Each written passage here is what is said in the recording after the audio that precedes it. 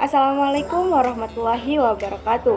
Saya Ainurida dengan NIM PO7132 03211003. Di video kali ini saya akan sedikit memberitahukan mengenai ragam bahasa dan contoh penggunaannya. Sebelumnya, ragam bahasa adalah bentuk bahasa yang bervariasi menurut konteks pemakaian. Ragam bahasa tidak berfungsi sebagai atribut tetap seorang pembicara. Bahasawan yang kompeten biasanya menguasai berbagai-bagai jenis ragam bahasa dan mampu menyesuaikan ragam yang dipakai dengan situasi dan tujuan berbahasa. Selanjutnya kita masuk ke dalam pembahasan jenis ragam bahasa. Jenis ragam bahasa yang pertama yaitu ragam bahasa berdasarkan situasi. Berdasarkan situasi pemakaiannya, bahasa dapat dibagi lagi menjadi ragam formal, ragam semi-formal, dan ragam non-formal.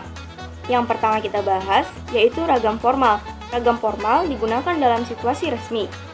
Ragam formal atau biasa disebut juga sebagai ragam baku, yaitu ragam yang mengikuti kaidah atau aturan kebahasaan. Bahasa baku tidak dapat digunakan untuk segala keperluan, tetapi hanya untuk komunikasi resmi, wacana teknis, pembicaraan di depan halayak ramai, dan pembicaraan dengan orang yang dihormati.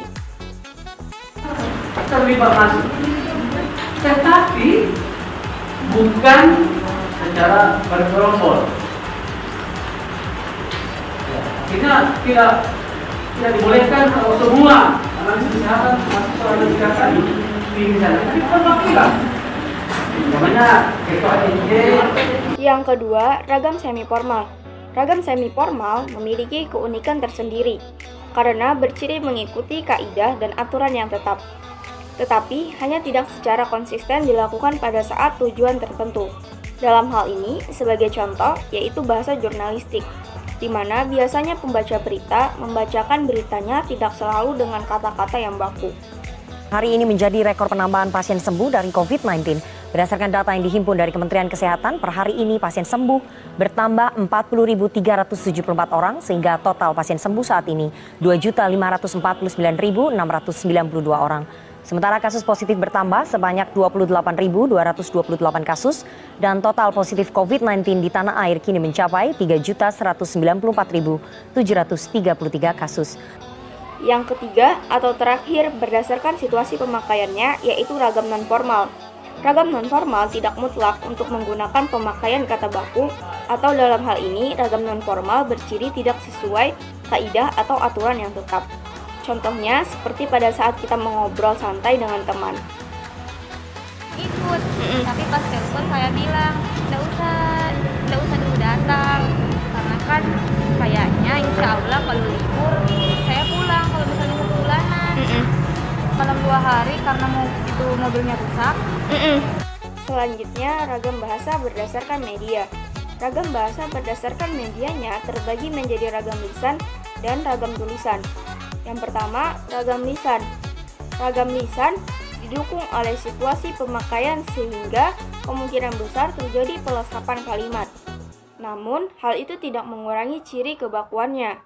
Walaupun demikian, ketepatan dalam pilihan kata dan bentuk kata, serta kelengkapan kalimat dan unsur-unsur di dalam struktur kalimat tidak menjadi ciri kebakuan dalam ragam baku lisan, karena situasi dan kondisi pembicara menjadi pendukung di dalam memahami makna gagasan yang disampaikan secara lisan.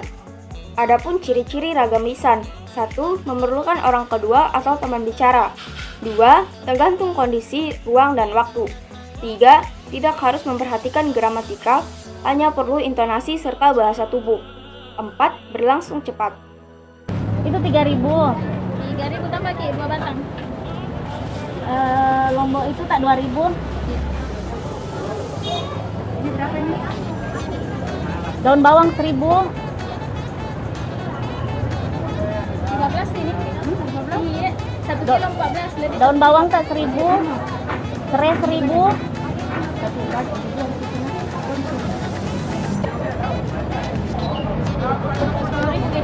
Selanjutnya, ragam tulisan.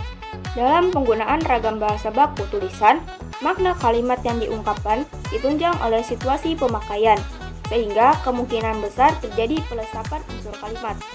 Oleh karena itu, penggunaan ragam baku tulis diperlukan kecermatan dan ketepatan dalam pemilihan kata, penerapan kaedah ejaan, struktur bentuk kata dan struktur kalimat, serta kelengkapan unsur-unsur bahasa di dalam struktur kalimat. Adapun ciri-ciri ragam tulis. Yang pertama, tidak memerlukan orang kedua atau teman bicara. Yang kedua, tidak tergantung kondisi, situasi, dan ruang serta waktu. Ketiga, harus memperhatikan unsur gramatikal. Keempat, berlangsung lambat. Kelima, selalu memakai alat bantu.